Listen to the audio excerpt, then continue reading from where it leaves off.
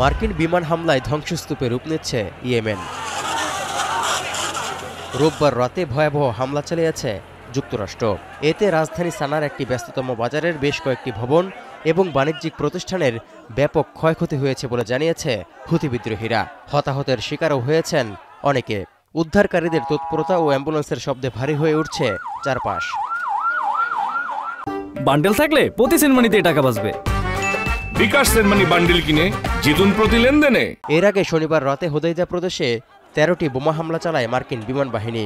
এর দুদিন আগে হোদাইদার রাস ইসা বন্দরে মার্কিন হামলায় অন্তত 80 জন নিহত ও 1.5 শতাধিক আহত হয়েছিলেন। রোববার নিহতদের গণজানাজায় অংশ নেয় হাজার হাজার মানুষ। পরে রাস্তায় জড়ো হয়ে বেসামরিক ব্যক্তি ও অবকাঠামোতে মার্কিন হামলার তীব্র নিন্দা জানান ইয়েমেনের সাধারণ মানুষ। تفرقت على ميناء الحديدة ومطار الحديدة. هو يقصف المنشآت المدنية والأعيان المدنية ويقصف أيضا المقصود. هذا عدوان غاشم على بلادنا واعتداء على بلادنا من قبل أمريكا وإسرائيل. ليس ما هو الأسباب؟ চলতি বছরের মার্চে ইয়েমেনের হুথি বিদ্রোহীদের বিরুদ্ধে যুক্তরাষ্ট্র সামরিক অভিযান শুরুর পর থেকে প্রায় প্রতিদিনই ঘটছে হামলা পাল্টা হামলার ঘটনা। লোহিত সাগরে হামলা বন্ধ না করা পর্যন্ত হুথি বিরোধী এই অভিযান অব্যাহত থাকবে বলে ঘোষণা ওয়াশিংটনের। বিপরীতে ইসরায়েল গাজায় আগ্রাসন বন্ধ না করা পর্যন্ত লোহিত সাগর ও আশপাশের এলাকায় হামলা অব্যাহত রাখার হুঁশিয়ারি হুথি বিদ্রোহীদেরও।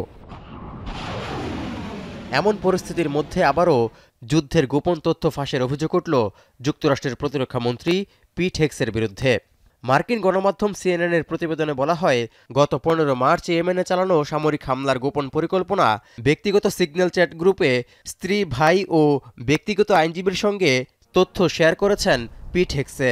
এর আগেও তার বিরুদ্ধে ইয়েমেনে হামলার ছক ফাঁস করার অভিযোগ উঠেছিল। ওই অভিযোগে বলা হয়, হোয়াইট হাউসের গ্রুপ চ্যাটে তিনি ভুল করে এক সাংবাদিককে যুক্ত করেছিলেন। তৌহিদুর রহমান, এখন বিশ্ব।